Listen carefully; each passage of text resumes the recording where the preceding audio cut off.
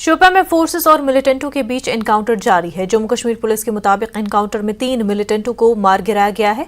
मकामी लोगों के मुताबिक फौज की राष्ट्रीय राइफल सीआरपीएफ की 178 बटालियन और जम्मू कश्मीर पुलिस ने जिला शोपियां के हसनपुरा नागबल इमाम साहब इलाके में मिलिटेंटों की मौजूदगी की इत्तला मौसूल होने के बाद तलाशी ऑपरेशन शुरू किया। जैसे ही सिक्योरिटी फोर्सेस एक नजदीकी सेब के बाग में दाखिल हुए तो वहां मौजूद मिलिटेंटों ने सिक्योरिटी फोर्सेस पर फायरिंग की, जिसके बाद फोर्सेस ने जवाबी कार्रवाई में 3 मिलिटेंटों को मार गिराया।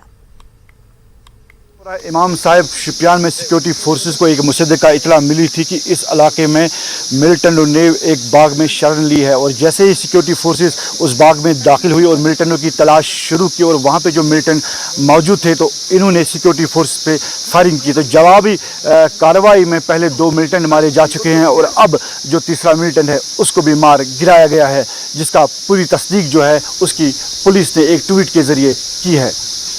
इरशाद मलिक, न्यूज़ 18 नेटवर्क, शोपियान।